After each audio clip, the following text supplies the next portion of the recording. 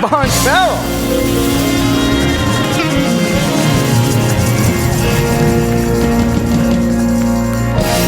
Feeling good. Just say that I'm feeling good. Even if you don't feel like it, say I'm feeling good. Begin to allow that to be indelibly imprinted in your subconscious mind so that that deep and abiding feeling, not emotion, the deep and abiding feeling of your connection with the power and the presence and the love of God becomes so indelibly imprinted within you that even when circumstances and situations and people and places and things get on your first and last nerve, you'll still be feeling embraced by a presence that is never an absence, which will navigate you through the turbulent times and experiences of this particular world. And you'll become an anchor point of the transcendent, ever-expanding awareness of the power and the presence and the love of God. Let's give Wendy Barnes Farrell some more love, please, along with the house band, Marianne Lewis.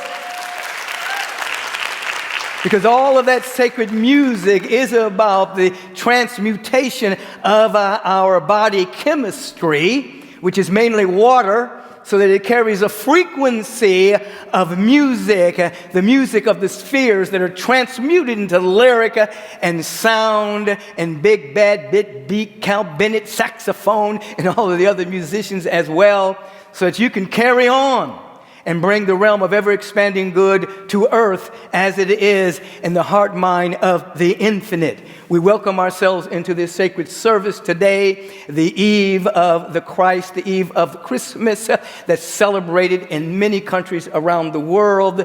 And our theme of the month has been the mass celebration of the Christ.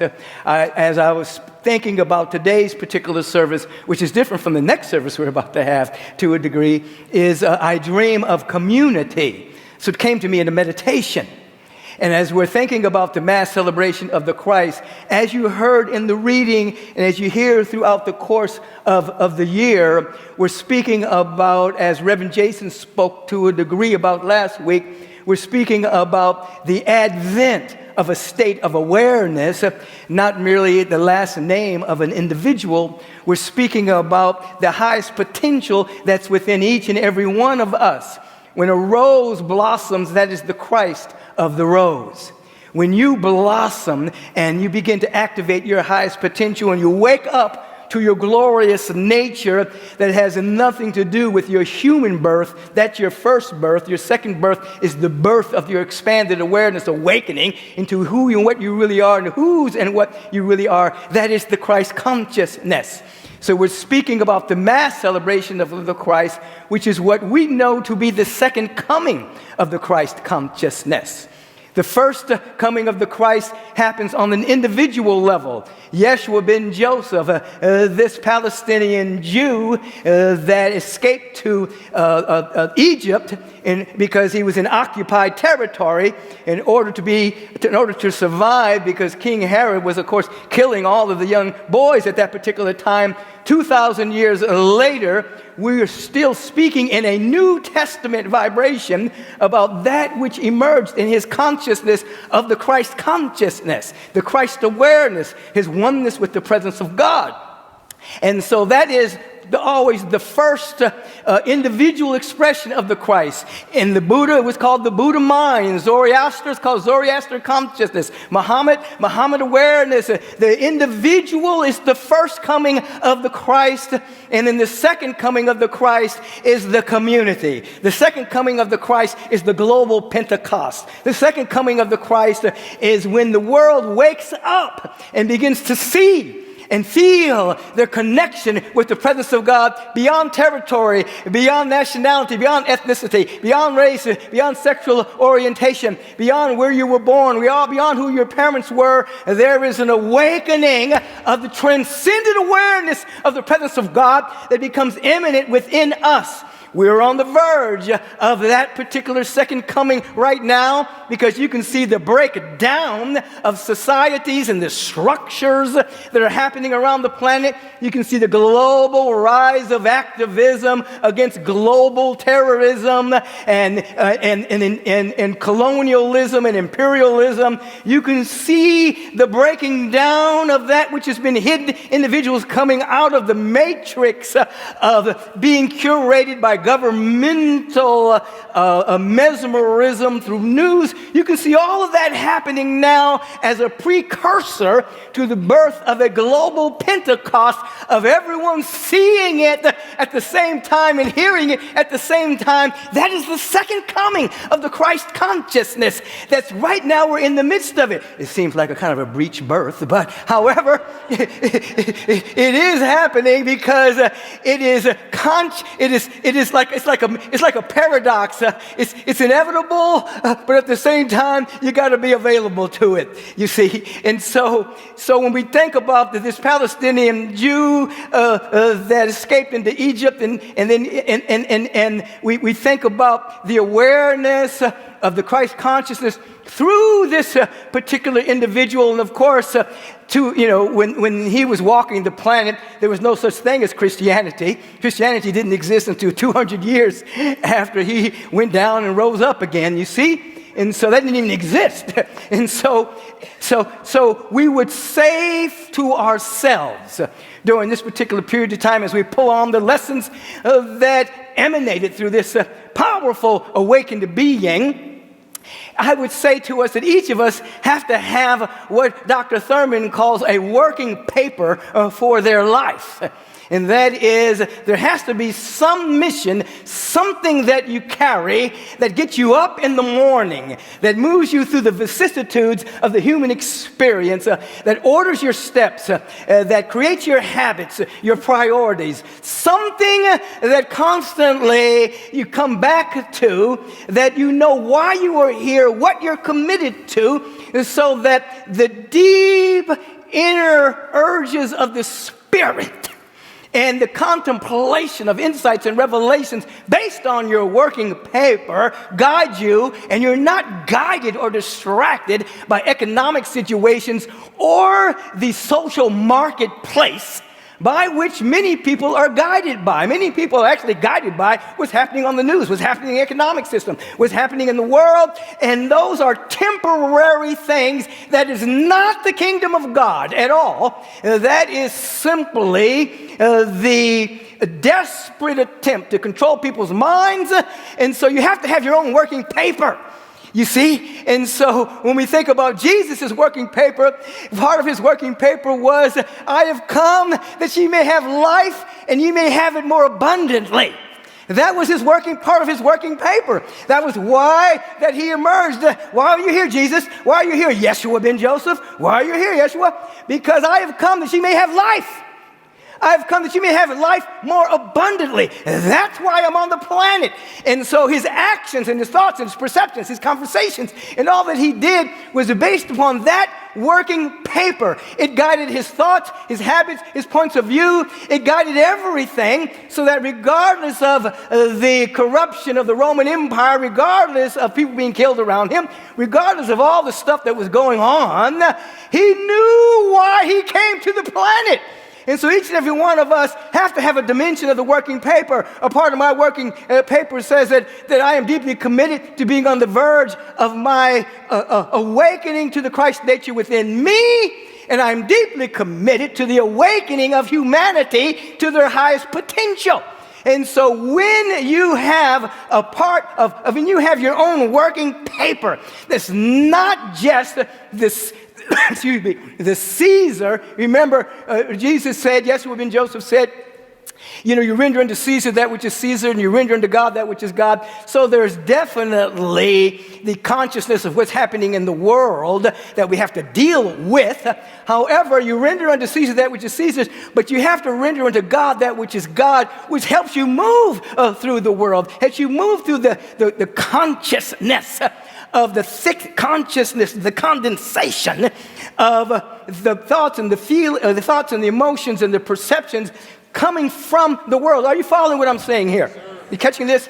Okay, so you want to have your own working paper so that you're guided by your own inner searching and your own revelation of the Spirit. That has to become first, or you will walk sleepwalking through this world in fear and doubt and worry and hate and chagrin and resentment and animosity and the desire to be right in whatever circumstance or situation that's going on in the world. And you want to be real rather than right. You see? You want to be real rather than right. Real with a capital R. Presence, power, love, God. You see? And so when you hang in that vibration and frequency, you become a vibrational answer to that which is happening on the planet. He said, I have come that ye may have life and have it more abundantly. What is your working paper?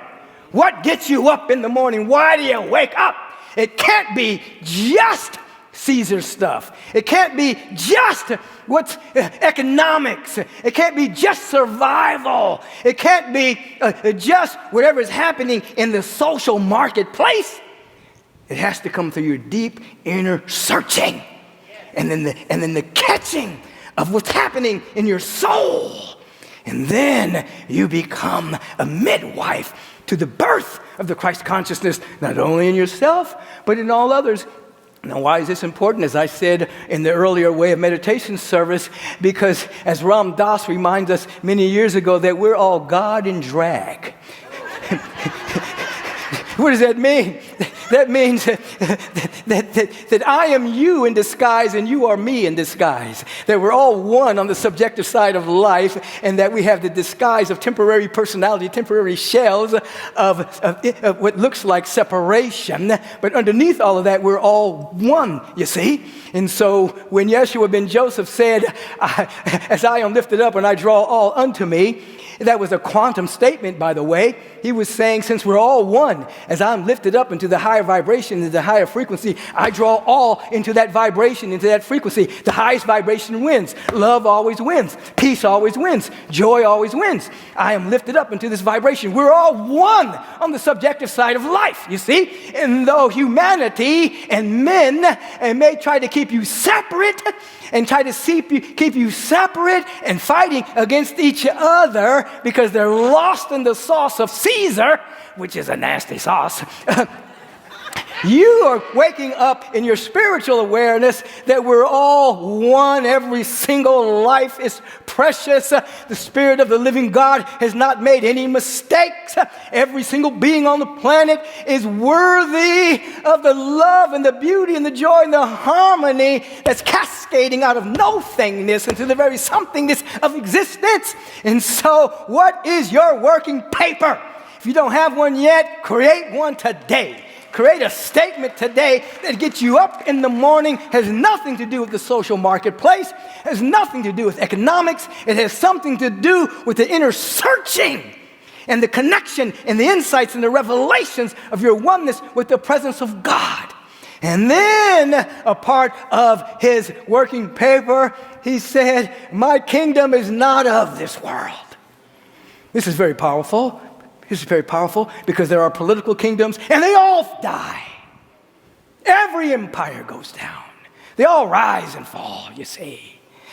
And so he said, my kingdom is not of this world. He was speaking of a spiritual awareness of the presence of God. The political kingdoms of the world are won by men primarily that have limited perception, that deal only with domination, manipulation, control, national interests, and sometimes those interests aren't even really national. Sometimes they're just selfish and greedy, you see, and pretending to be national interests, you see. And so he's saying, my kingdom, it ain't in all this.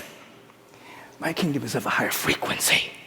And so as we begin to pray aright, as we begin to activate our wonderful working paper on a regular basis, then we live in a different space, but it affects the physical political kingdoms. We've come, the birth of the Christ gives us a birth out of the matrix, so to speak, of the political kingdoms, because every single being that's inundated by that absolutely thinks that it's important, is most important about what's happening with the stock market, is what's most important what's happening on the business page. People actually think that even people don't have no stocks. They say, oh, the economy's up. Oh, goody. They don't have no money. Back in the day, remember that guy that guy that was an actor that became a president, Ronald Reagan? The one who reinvented racism. He used to have a theory called the trickle down theory. That doesn't work. It never works. You know why? Because capital wants increase. Capital doesn't want compassion and love and generosity. Capital wants to make more. So trickle-down theory doesn't work, you see. It never does work, you see. And so individuals who are lost in the sauce of the matrix of the political kingdom that's based on economic systems and things of that particular nature, which are, oh my God, there's so much here, that are just, economic system is so immature because it has holes in it, primarily because it's based upon a non-renewable resource called oil. That's about to be over. Anyway, there's so much here. Let me just keep going. Now, so we are coming to an understanding that our kingdom is not of that world, but we learn to bring our ever-expanding awareness into that world as we're living from the insights and revelations from our working paper through prayer, meditation, life visioning, re-enchantment of our imagination, and then we walk boldly as a filament of light and love and beauty and harmony. And then we learn to wrestle with the complexities of life until we get a blessing. We wrestle with the angel until we get a blessing. We wrestle with the complexities of what's happening on the planet until we get the blessing of insight and revelation. What does that mean? Back in the day, we had what is called the synthesis projects with His Holiness the Dalai Lama.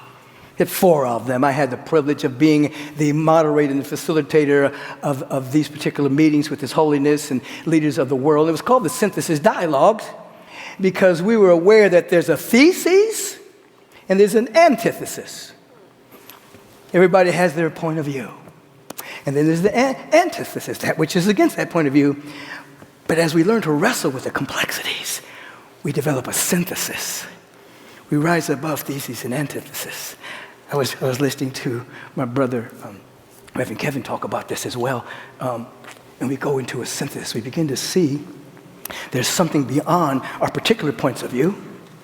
And there's something that kind of takes all of it and allows us to see that which is real beyond our opinion. That's moving from right to real. From being right about your particular thesis or antithesis to that which is real. And what is real is the presence within all of us. What is real is being pro-human. What is real, you see. So he said, my kingdom isn't of this world. Stop tripping, y'all. As long as the hyper-masculine mind is running the show, it's going to be issues. It's going to be problems. Because it's about domination, manipulation, control, acquisition, greed, survival only. My kingdom isn't of that world, you see. Expanded awareness, expanded awareness, expanded awareness. Birth of the Christ, birth of the Christ. You can call it the Buddha mind if you want. Birth of the Christ. Yeshua, Ben Joseph, birth of the Christ. And then, every mystic has a dream of community. I dream. I remember when I was sitting in meditation and it just came to me, it's like, I dream of community. That's why Agape came into manifestation. I never had an edifice complex. It was about the birth of a diverse and inclusive community.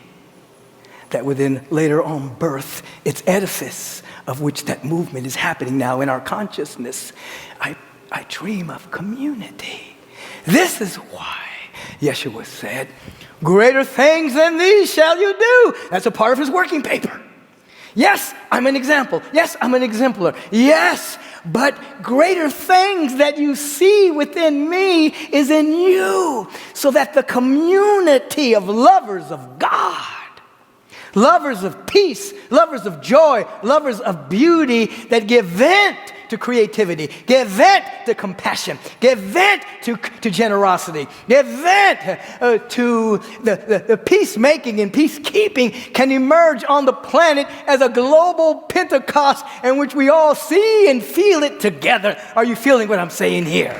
You see, that was a part of his working paper. You see, greater things than these shall you do. So we are here to manifest this realm of ever-expanding good as we wrestle with the complexities of life, moving into a synthesis dynamic. So the only argument is the argument for peace and love and joy and harmony. Yes, permanent ceasefire. Yes, no more war. Yes, whether we're in the Congo or the Sudan or Palestine or Israel, no more. We have to have that conversation on a higher level, not right or wrong, but that which is real for the next stage of human evolution, you see. And we stand in that awareness as a vibrational frequency, not right, but real. And we use the laws of manifestation to do that. What are the 3 stages of manifestation? 1, you have to have a thought or a vision or a re-enchantment of your imagination around it. You have to see it. What's possible? Let me see it. Let me visualize it. Let me see it. Let me re-enchant my imagination about peace in my life, peace in my neighborhood, peace on the planet. Stage 2, we have to feel it. But the feeling is a feeling that it's already happening. We have to walk, we have to train ourselves. Like when you're hearing the music and she was singing, I'm feeling good. You have to feel that it's already happening. That's stage 2. I'm feeling that it's happening right now. Oh, I don't see it with my eyes. No. Not yet.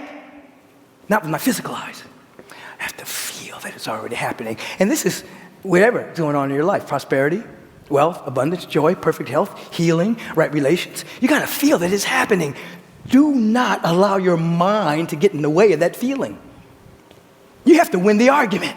The mind's going to say, oh, they did this to me.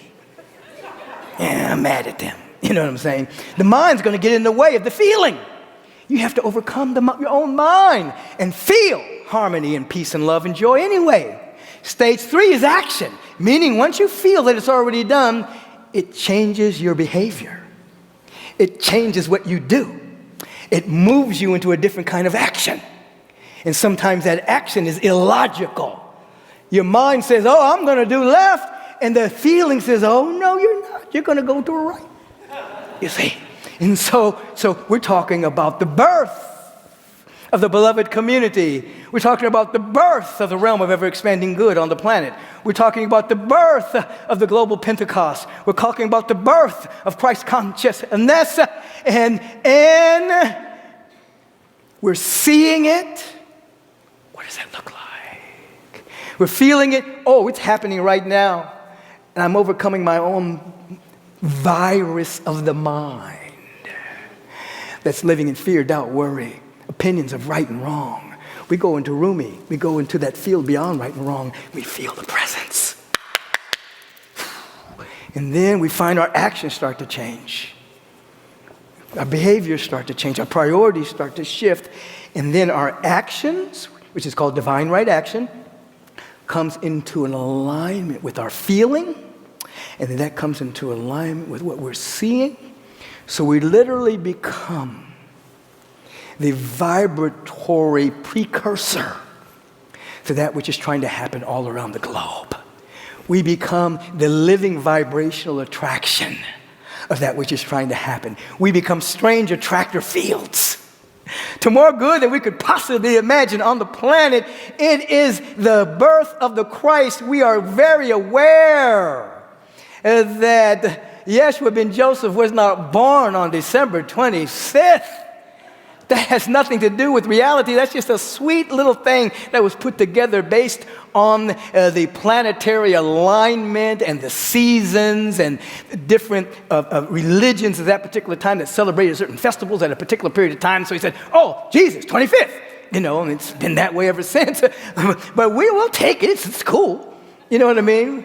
But we know that's not the real birthday. We just know that during this particular period of time, people come into a festive awareness of generosity and love and peacemaking. And my feeling has always been over the years, if you can have a truce during Christmas, you can have a truce all the time. You know, it's silly. The world that's governed by men is silly.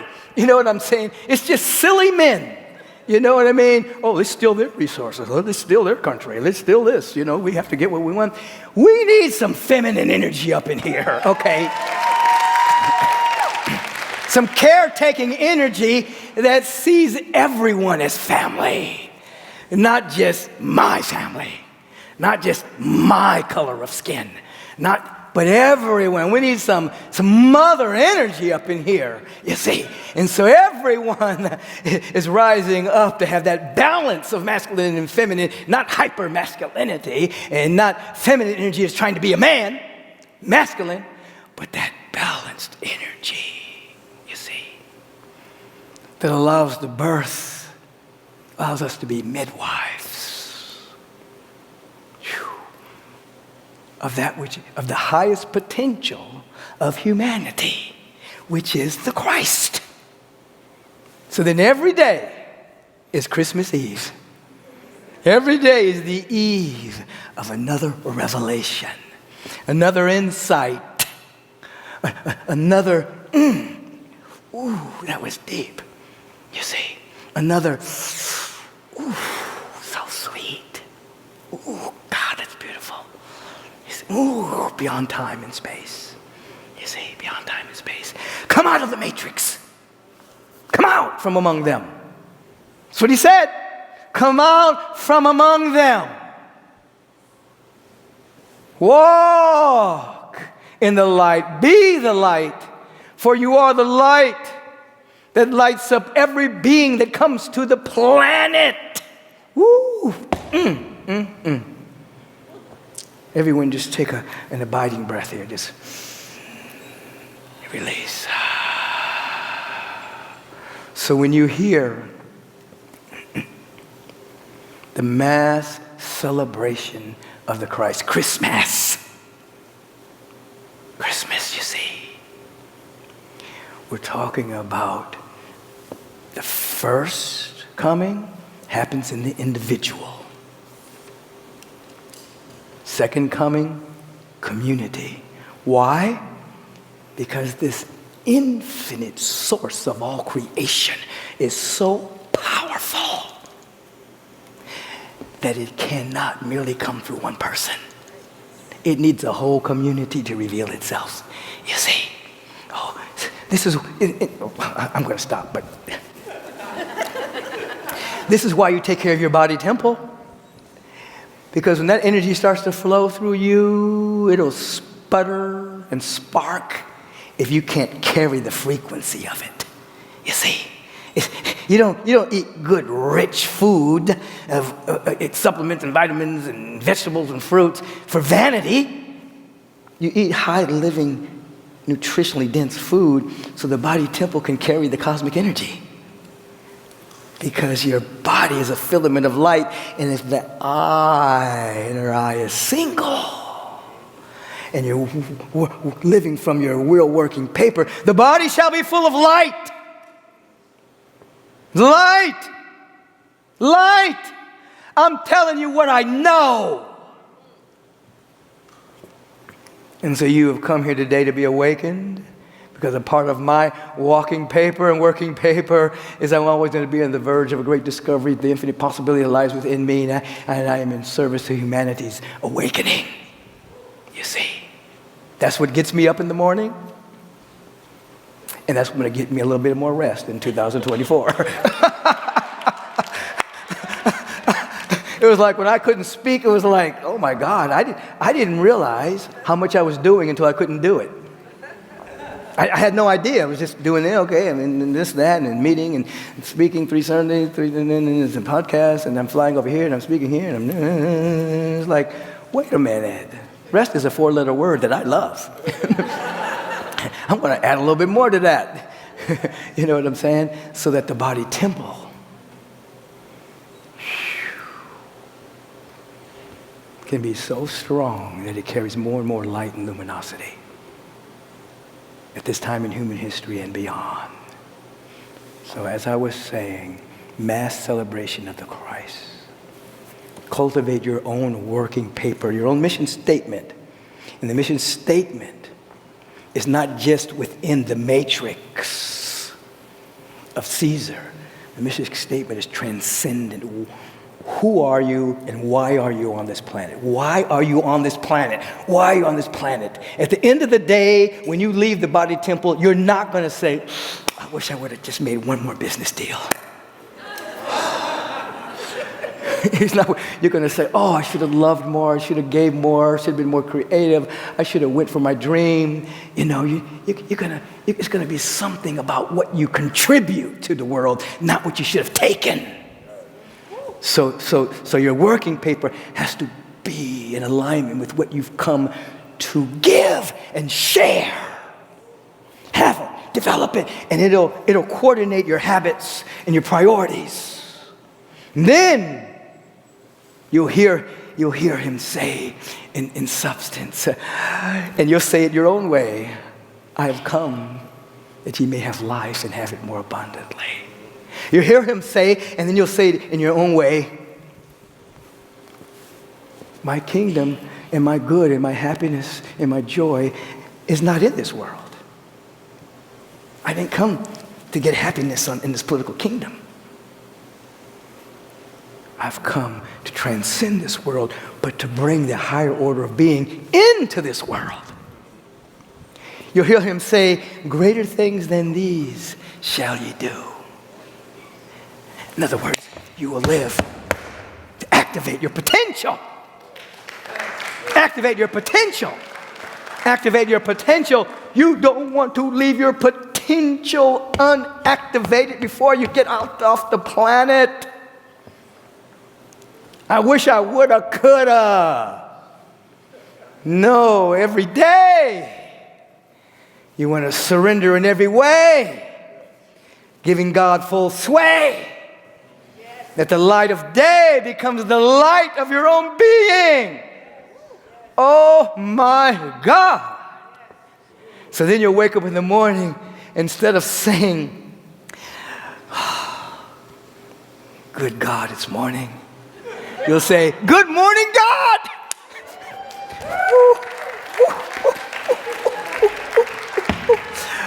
Okay, I'm going to stop.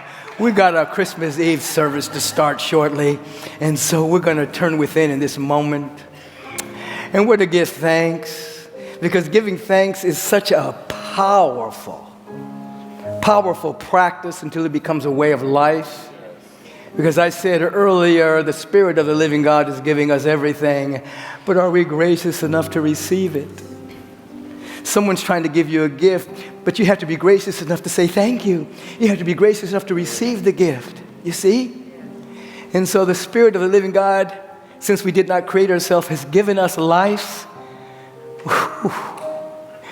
And so when we move into gratitude and thanksgiving, we are being gracious and we're receiving life. Blessings upon blessings upon blessings. Yes, we are. Yes, we are. Yes, we are. And so in this consciousness of gratitude and thanksgiving and dynamic appreciation,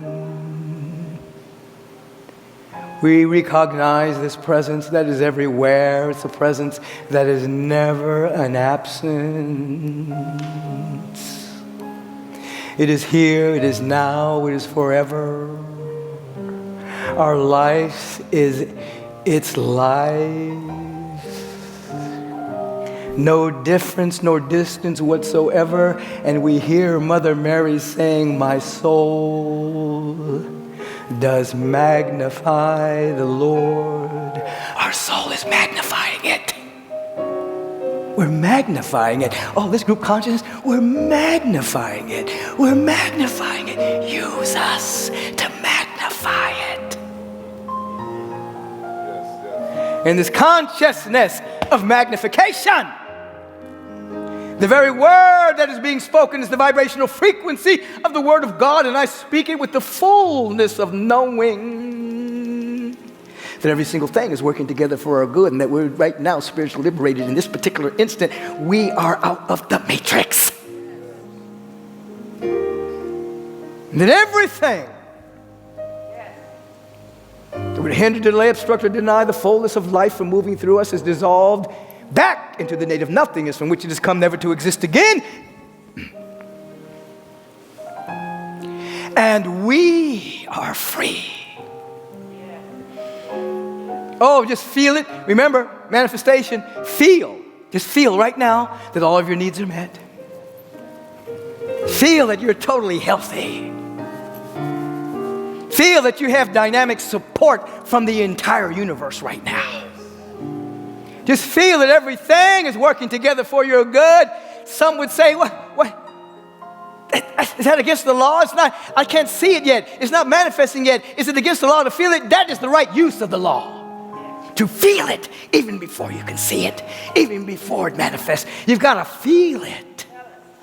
It don't mean a thing if you don't have that feeling. And then that feeling catapults you into acting differently.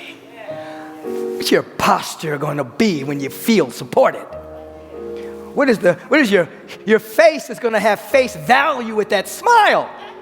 Because you feel all of your needs are met even before you can see it.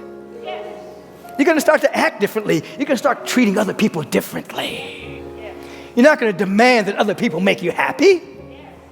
You're going to bring happiness to everywhere you go because you're living from the overflow. I'm in the know.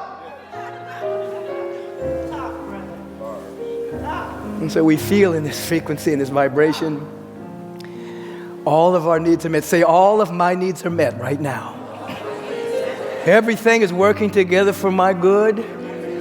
I have so much to contribute to the world, so much to share, so much to shine, so much to radiate, and it's all happening now. We just give thanks for this. There's some wonderful people that we want to hold in prayer. Jackie, Simone, give me a feeling tone for them right now. Just a brief tone. Very brief. Let there be peace on earth, and let it begin with me. Let there be peace on earth, the peace that was meant to be. With God as our power, loved ones all are we. Let us walk with each other in perfect harmony.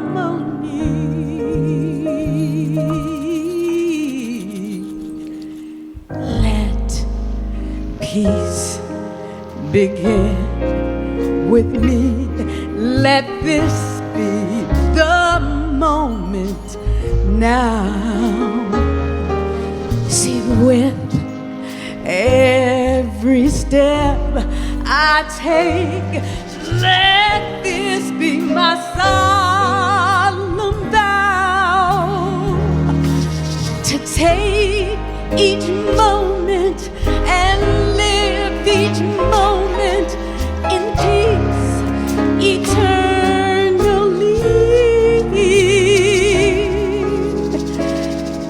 Let there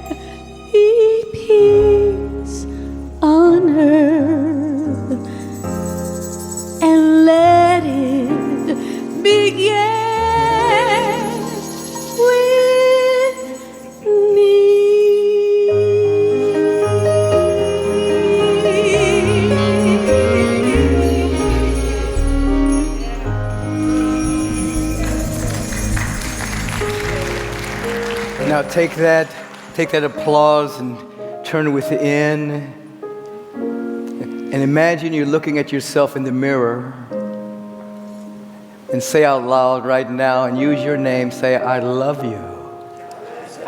Say your name, I love you.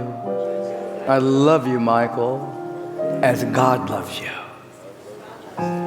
As we're feeling the presence of love cascading through us, we now hold the truth about individuals that are us in disguise.